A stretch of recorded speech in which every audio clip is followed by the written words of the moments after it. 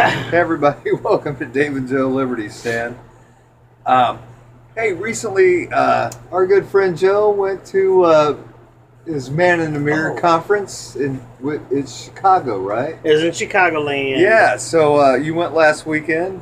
Yep. Tell us what you I learned. did. Tell us everything about it. Tell us, what happened over there. Yeah. Well, so kind of what, and Dave mentioned, he's like, "Hey, you used to talk about this a lot when we'd meet or whatever," and so I think we need to talk about it a little bit here. So anyway, what the conference was is gathering some church leaders, and so pastors and their men's ministry leaders to kind of corral, get them together, kind of get them pumped up to try to help them to better reach the men in their sphere, and then it's those encouraging other men within their sphere of influence. Let me ask you this: to reach out. So many churches right now are going to Like a satellite type thing? No? Okay. crap. I can't think of the term now. But did you think this was they really truly were sticking with biblical principles and values and things like that, or Yeah. I mean, if you look at the ministry, social justice? They're not for social justice or things like that. No. Yeah, I mean, the foundation of Man the Mirror and the churches that we normally would work with are Bible believing churches. So they have that foundational. Now there may be some that we come across that don't necessarily have the same foundational tenets that we believe in, but I mean we would talk with any church. Because I think, most pastors want to see their church grow. They want to see sure, men being reached for Christ and people any coming organization to Christ. wants to grow. Yeah, right. And most of they're going to say, that they're Christ, a Christ as believing. long as you don't compromise. Right. And there's a lot of that happening, unfortunately. I mean, that happens in any area. Anything in the world, there's always compromise because we compromise. We as human beings. But you can't on your principles and values.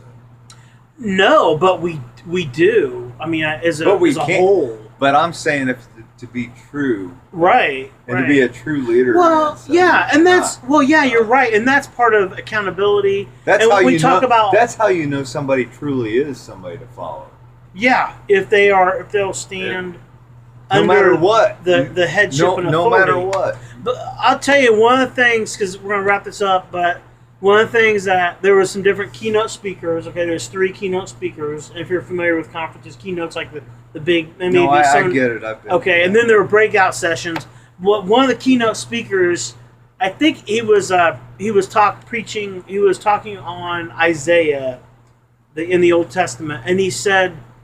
The prophet Isaiah, he went into the temple and the Lord's glory was just so powerful and so awesome. And he said that there were angels or forms of angels that said, "Holy, holy, holy is the Lord God Almighty." And the guy, it was so awesome because everything God does is holy. It's perfect. So, in God's righteousness, His creation, anything about God is holy and perfect. And so that's why, we need to come to God to worship God, because we don't want to worship a person. We don't want to worship a government. We want to worship what truly deserves our adoration, because we can worship. I mean, I've worshipped sex, I've worshipped food, You know, I've worshipped. like my M&Ms. I've worshipped. I've worshipped, and I struggle with this too sometimes. But I worship. Oh, I want to please God. I want to serve God. I want to, and I can worship the work of pleasing God and not just being in God's presence. And so that was one thing that stood out for me with that conference was God is holy. And that holiness, though, you guys, is He loves you. He loves you with a love that's so amazing. I mean, He's a father, and I know not all of us had great fathers. I had a good father. I know you had a good father. But not all of us have that. And it's hard sometimes for us to understand that. I mean, I had a father, but I had a broken relationship with my father. And so I had that broken relationship with God. It's funny. When I was my sister and him were closer when we were kids. Growing up. But now we are we are now. Well, it's Daddy's little girl. Yeah. Yeah, exactly, and that's truly. Yeah. I mean, no, that's a real thing. Yeah. That was a real thing. I mean, I have 3 girls, so it's definitely, and they have a special place in my heart, and I hope we'll always have a decent relationship. It won't be perfect, I know that, but at least I hope we can communicate